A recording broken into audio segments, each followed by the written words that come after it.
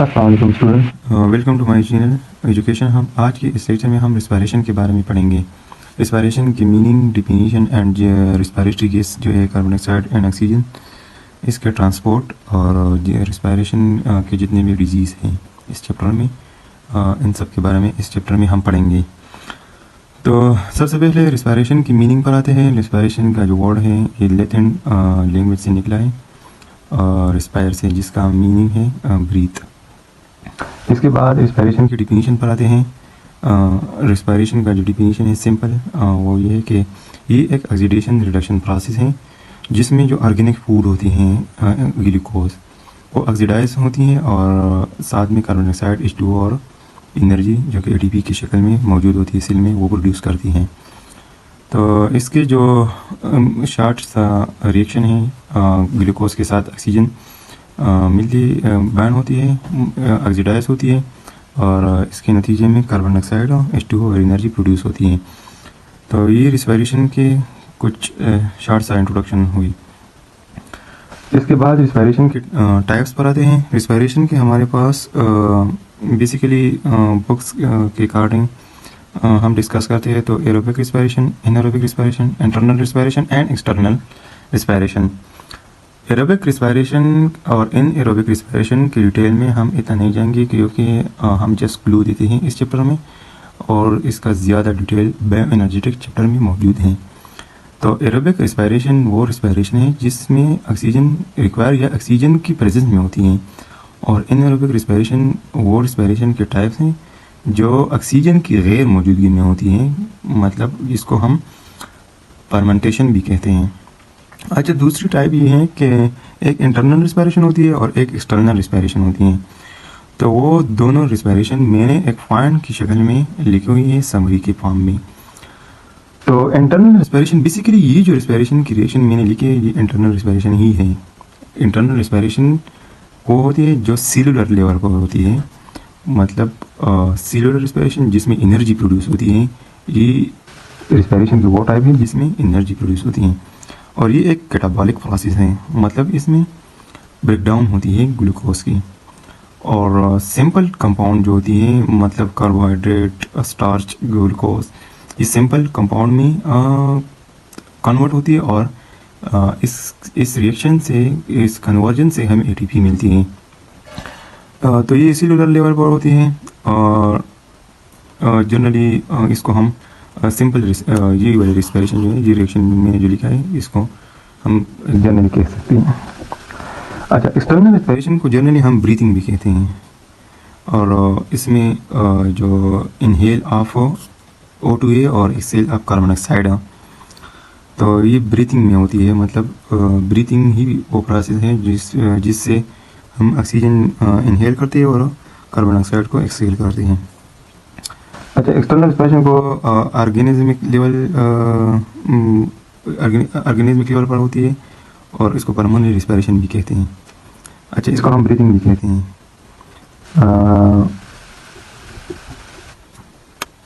अच्छा, जो external respiration है इसको हम, ये ऑर्गेनिज्मिक लेवल पर होती है और इसको हम ब्रीथिंग या पल्मोनरी रिस्पायरेशन भी कहते हैं। ये पॉइंट आपने यहाँ नोट करना है कि एक्सटर्नल रिस्पायरेशन में कोई भी एनर्जी प्रोड्यूस नहीं होती है और जो इंटरनल रिस्पायरेशन है इसमें एनर्जी प्रोड्यूस होती है। ये एक एनर्जी प्रोड्यूसिंग प्रोसेस है। अच्छा, बोथ आर इंटरकनेक्टेड। जो एक्सटर्नल एंड इंटरनल रिस्पायरेशन है ये एक दूसरे के साथ इंटरकनेक्टेड है, मतलब ये कि इंटरनल रिस्पायरेशन में जो ऑक्सीजन रिक्वायर्ड है वो एक्सटर्नल रिस्पायरेशन के ज़रिए उसको पहुंचाती है और जो कार्बन डाइऑक्साइड प्रोड्यूस होती हैं इंटरनल रिस्पायरेशन में, वो एक्सटर्नल रिस्पायरेशन मतलब जो लंग्स है और जो एक्सटर्नल एयर के दरमियान जो कंडक्शन है गैसेस का, इसको बेसिकली हम एक्सटर्नल रिस्पायरेशन कहते हैं। तो कार्बन डाइऑक्साइड लेते हैं और ऑक्सीजन देते हैं, तो बहुत एक दूसरे पर डिपेंडेंट है। मतलब अगर इंटरनल रिस्पायरेशन में ऑक्सीजन रिक्वायर्ड है तो वो एक्सटर्नल रिस्पायरेशन के थ्रू ही इसको पहुंचती है। दूसरी जो टॉपिक है वो है रिस्पायरेटरी सर्फेसेस। अच्छा, रिस्पायरेटरी सर्फेसेस की डिफिनीशन वो है कि ये वो सर्फेसेस है जिसके ज़रिए रिस्पायरेटरी गैस एक्सचेंज होती हैं। तो हमें पता है कि जो रिस्पायरेटरी गैसेस है ऑक्सीजन एंड कार्बन डाइऑक्साइड, वो डिफ्यूजन के ज़रिए ट्रांसपोर्ट होती हैं। तो एफिशिएंट डिफ्यूजन के लिए रिस्पायरेटरी सर्फेसेस का कुछ करेक्टरिस्टिक है वो हम डिटेल में 1 बाय 1 अब पढ़ेंगे। सबसे पहले रिस्पायरेटरी सर्फेस का थिन होना लाजिमी है। मतलब अगर रिस्पायरेटरी सर्फेसिस का जो एपिथेलियम है वो जितना थिन होगा तो इससे डिफ्यूजन जो है वो बहुत ज़्यादा होती है। और इसी तरह मोस्ट एनिमल में 2 सेल तक होती है ये एपिथेलियम, और 1 मिलीमीटर और लेस इसका होना लाजिमी है एफिशिएंट डिफ्यूजन के लिए। अच्छा, दूसरी जो रिस्पायरेटरी सर्फेसिस का कैरेक्टरिस्टिक है वो है इसका मॉइस्ट होना ज़रूरी है। अच्छा, मॉइस्ट होना क्यों ज़रूरी है? क्योंकि जो रिस्पायरेटरी गैसेस हैं वो पहले डिज़ॉल्व होती है फिर डिफ्यूज़ होती है अक्रॉस द सर्फेसिस, तो इसलिए इसका सबसे पहले डिज़ॉल्व होने के लिए मॉइस्ट होना लाजिमी है। अच्छा, अर्थवर्म का जो रिस्पायरेटरी गैसेस का एक्सचेंज है वो स्किन के ज़रिए होती है, और उसकी स्किन जो है वो ज़्यादातर मॉइस्ट होती है क्योंकि सिलिमिक फ्लूइड जो है और इसकी स्किन में जो एपिडर्मल म्यूकस फ्लूइड है इसकी वजह से उसकी जो स्किन होती है वो ज़्यादातर मॉइस्ट होती है। क्योंकि जब रिस्पायरेटरी गैस एयर से इस पर इसके साथ अटैच होती है या इसके थ्रू एंटर होती है तो सबसे पहले इस मॉइस्चर जो सिलिमिक फ्लूइड और एपिडर्मल म्यूकस ने बनाई है इसमें डिज़ोल्व होती है, और फिर इसके बाद जो है वो ट्रांसपोर्ट होती है, डिफ्यूज़ होती है। अच्छा, तीसरी बात कैपिलरी नेटवर्क का होना, रिच कैपिलरी नेटवर्क का होना ज़रूरी है क्योंकि जब respiratory gas suppose oxygen transport हुई, डिफ्यूज़ हुई, तो इसके सेल तक पहुंचाना भी है। तो अगर ज़्यादा कैपिलरी नेटवर्क होती है तो इससे ट्रांसपोर्ट भी ज़्यादा होता है और एफिशिएंट वे में जो गैसेस का ट्रांसपोर्ट है वो बहुत एफिशिएंट वे में होगा। तो रिच कैपिलरी नेटवर्क का होना भी लाजिमी है।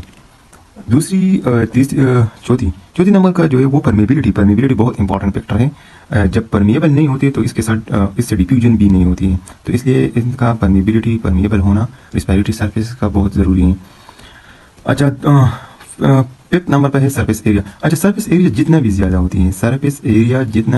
होती है इतने भी जो ट्रांसपोर्ट होती है, डिफ्यूजन भी होते हैं और एक्सचेंज जो होती है रिस्पायरेटरी सर्फेस से वो ज़्यादा होंगी। तो लार्ज सरफेस एरिया का होना बहुत लाजिमी है। वेंटिलेशन। अच्छा, वेंटिलेशन रिक्वायर है स्टीप डिफ्यूजन के लिए। अच्छा, सेल में जो इंटरनल रेस्पिरेशन होती है तो इसके नतीजे में हमारे पास ऑक्सीजन प्रोड्यूस होती है, कार्बन डाइऑक्साइड प्रोड्यूस होती है, और ऑक्सीजन जो है वो रिक्वायर होती है। मतलब कार्बन डाइऑक्साइड की कंसंट्रेशन में सेलुलर लेवल पर ज़्यादा होती है, टिश्यू लेवल पर कार्बन डाइऑक्साइड ज़्यादा होती है और सेलुलर लेवल पर कम होती है, और लंग्स के लेवल पर जो कार्बन डाइऑक्साइड होती है वो कम होती है और ऑक्सीजन ज़्यादा होती है। तो इसलिए ये स्टीप डिफ्यूजन मेंटेन करना बहुत लाजिमी है। अगर डिफ्यूजन स्टीप ग्रेडियंट नहीं होती तो फिर कंसंट्रेशन डिफरेंस भी नहीं होती है। ये कंसंट्रेशन डिफरेंस वेंटिलेशन इसके लिए बहुत इंपॉर्टेंट है। अच्छा, कुछ इंपॉर्टेंट नोट्स हैं, फाइंड है जो मैंने लिखी हैं। एयर जो है वो बेटर रिस्पायरेटरी मीडियम है। रीज़न क्या है? क्योंकि एयर में जो ऑक्सीजन का कंटेंट है वो ज़्यादा है एज़ कम्पेयर टू वाटर में ऑक्सीजन का कंटेंट कम है, और 1 लीटर ऑफ वाटर जो है इस पर हमारे पास 10 ml ऑक्सीजन होती है, और जो 1 लीटर ऑफ एयर है इसमें हमारे पास 200 ml ऑक्सीजन होती है। तो इसलिए वाटर जो है वो ऑक्सीजन मतलब जो रिस्पायरेटरी गैसेज है उसके लिए रिस्पायरेशन के लिए बेटर मीडियम नहीं है। अच्छा, जो डिफ्यूजन एयर है वो ज़्यादा होती है एज़ कम्पेयर टू वाटर से 100 टाइम ग्रेटर है। बेसिकली हमें पता है कि रिस्पायरेटरी सरफेस से डिफ्यूजन ऑक्सीजन का और कार्बन डाइऑक्साइड का जो एक्सचेंज है वो डिफ्यूजन के ज़रिए ही होती है, तो इसलिए एयर का ज़्यादा है। वाटर का डेंसिटी भी एयर से ज़्यादा है, तो इसलिए वो भी एक इम्पॉर्टेंट फैक्टर है। अच्छा, जो मैंने सरफेस एरिया मैंने डिफ्यूजन का डायरेक्ट ये रिलेशन है जो आप इजी रिलेशन है, आप सब ने याद रखें।